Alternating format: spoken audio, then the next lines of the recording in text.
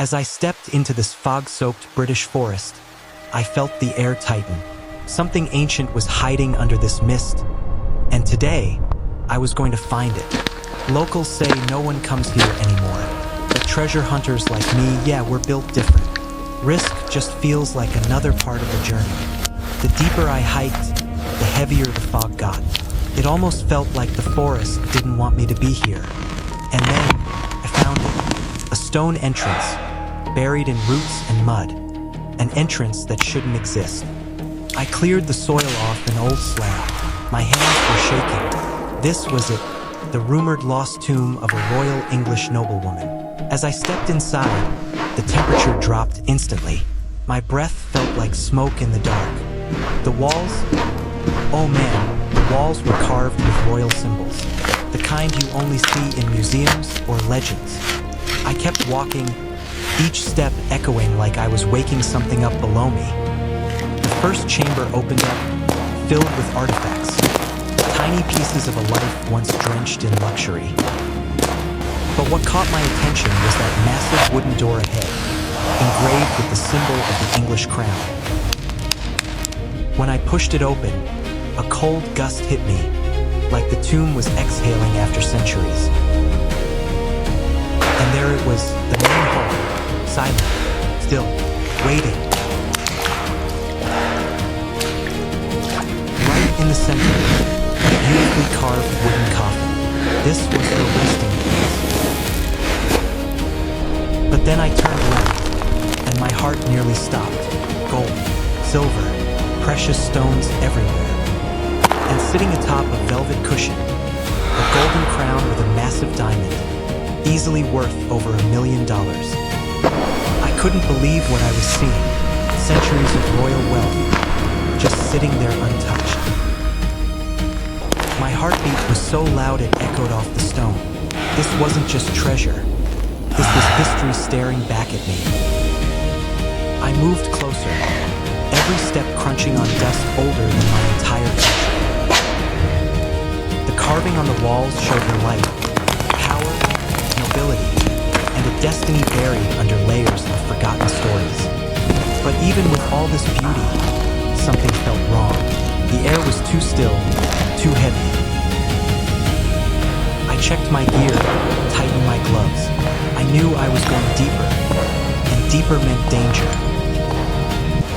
As I approached the treasure piles, the air shimmered with gold reflections. It was unreal.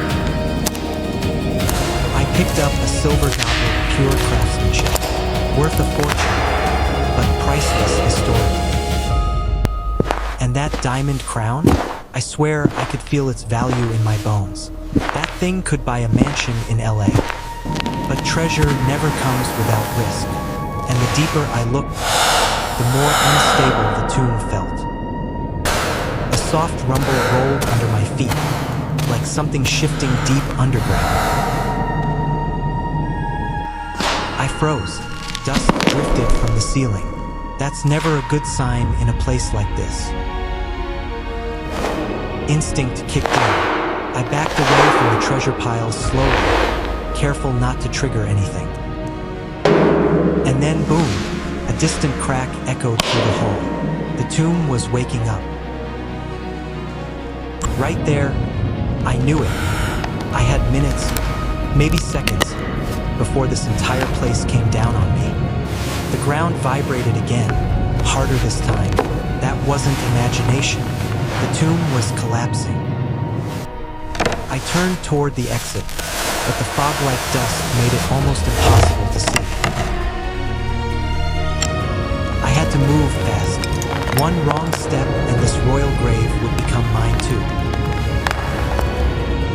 As I rushed through the chamber, my shoulder grazed ancient stone carvings.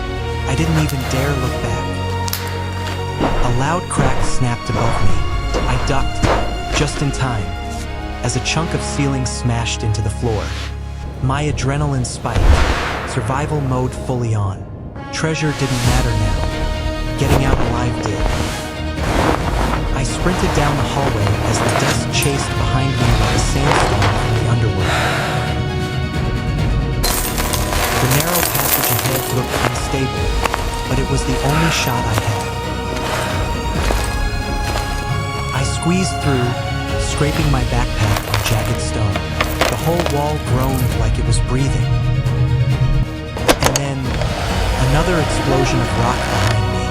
If I had been 1 second slower, game over.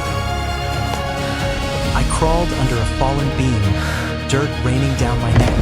Every breath felt like swallowing grit. My flashlight flickered, and for a moment, everything went pitch black.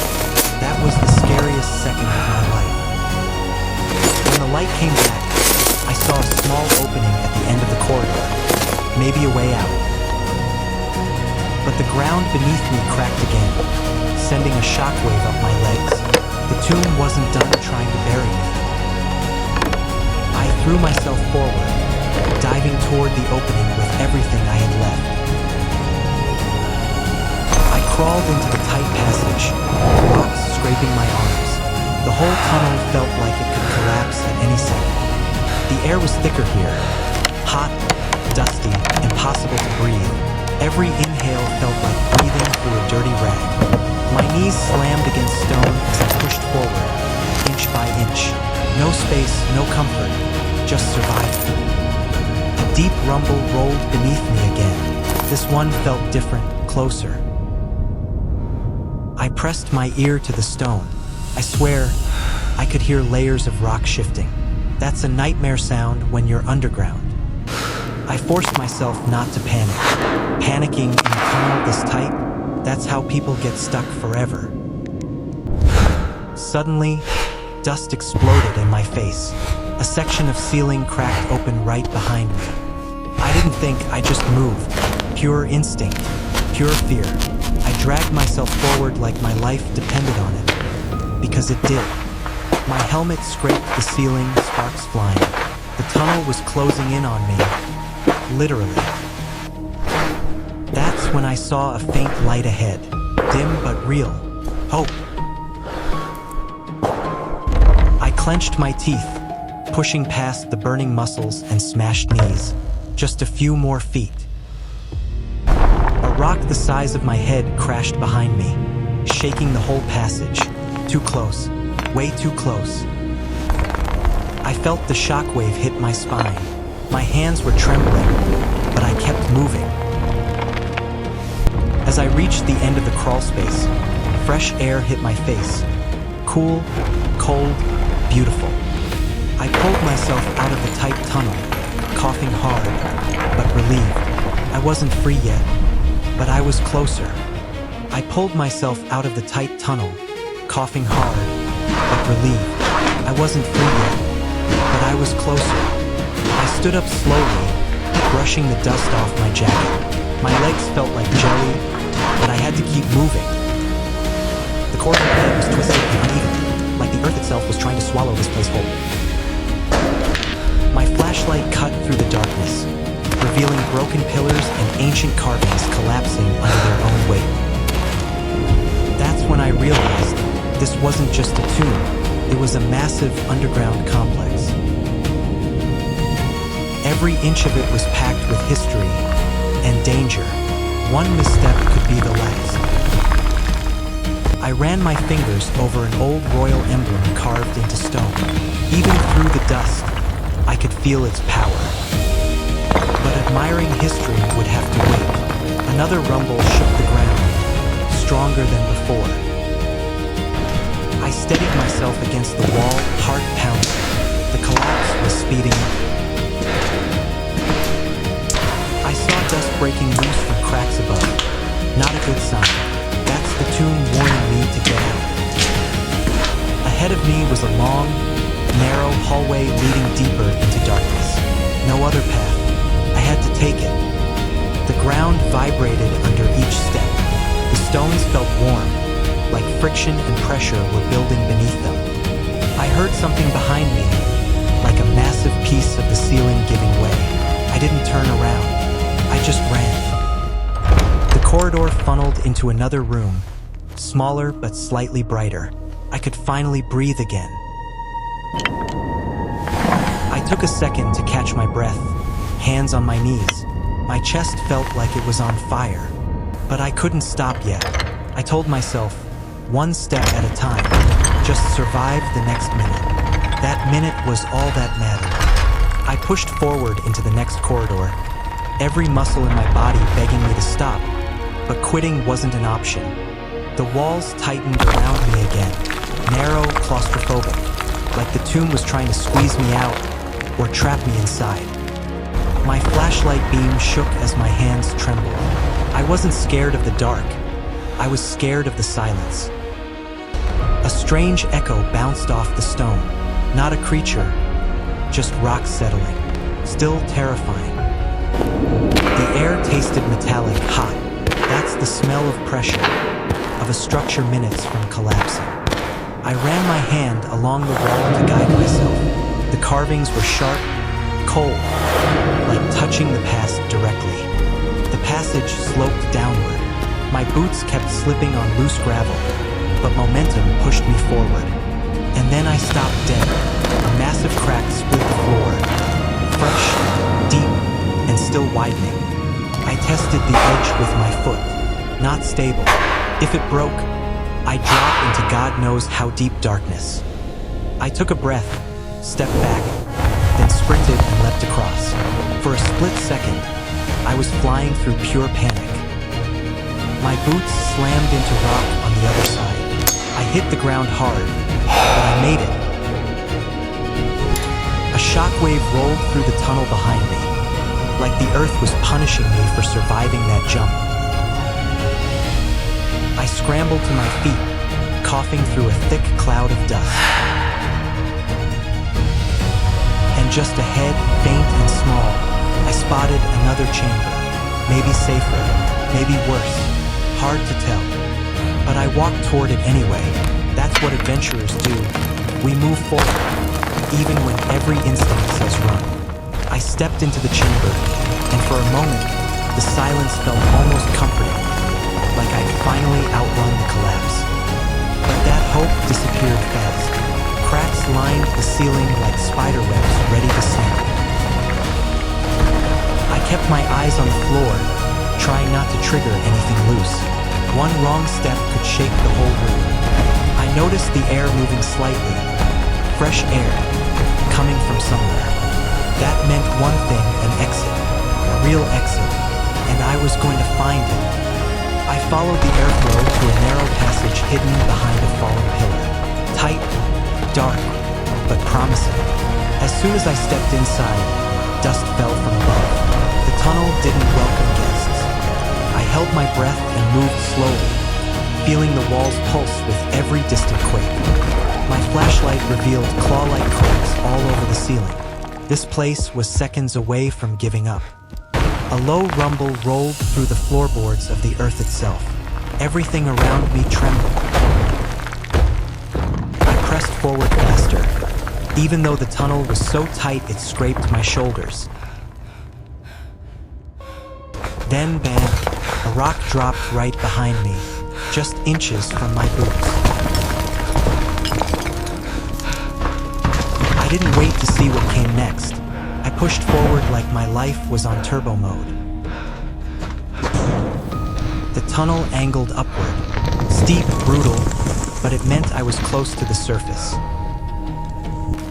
My lungs were burning, my legs shaking, but seeing that faint glow ahead gave me the strength to keep climbing. The tunnel kept rising, and every step felt like climbing out of the throat of the earth itself. Dust slid down the walls, bouncing off my helmet. The tomb was literally collapsing upward behind me. I braced one hand on the stone, using my legs to push myself higher. My body was running on pure adrenaline. A sharp crack snapped above me. I froze, then a shower of tiny rocks rained down.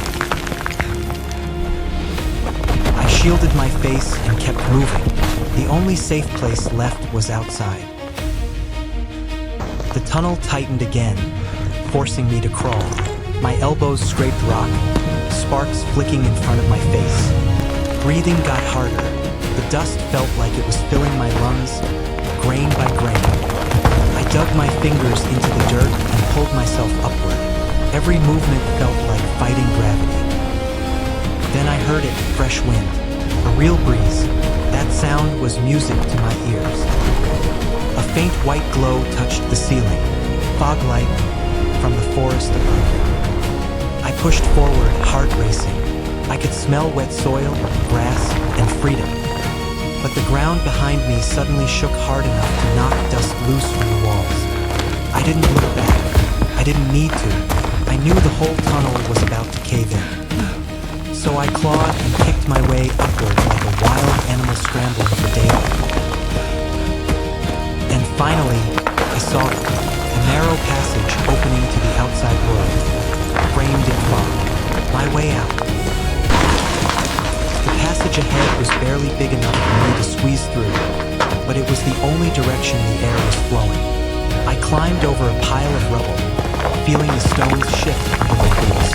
One slip and I'd be buried right here. A sudden aftershock hit hard.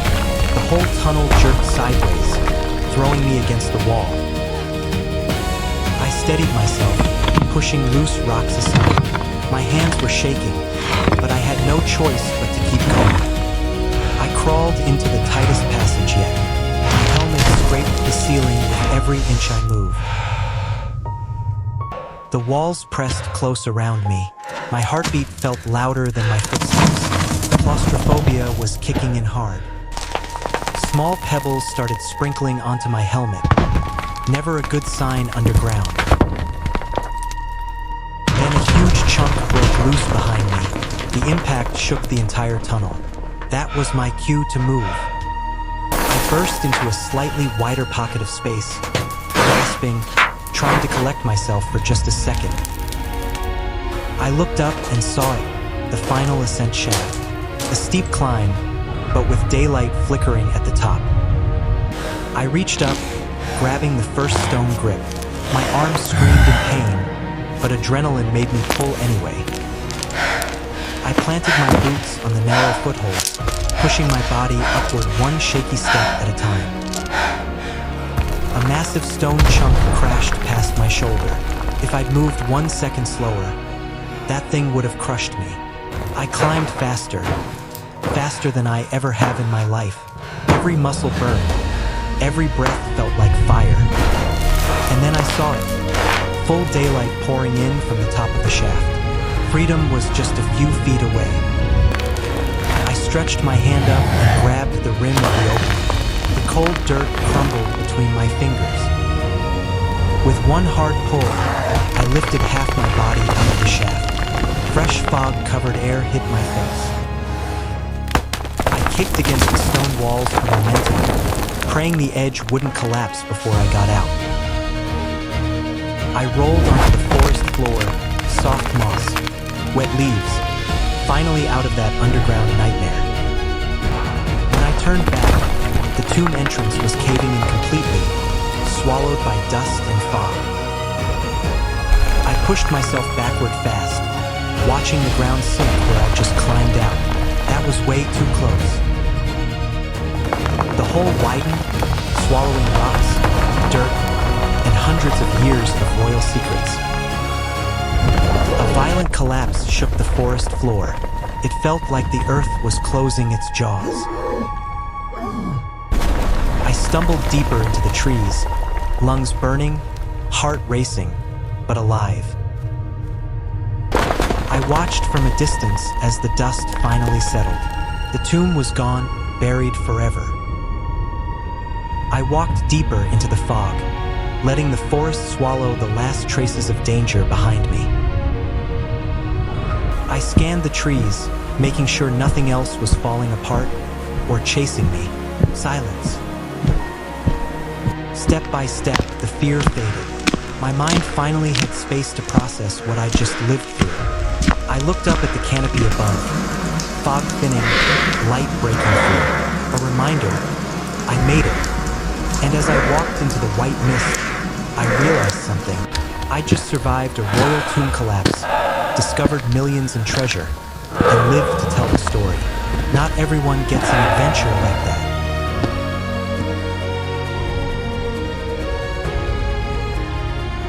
Beneath every shadow, beneath every stone.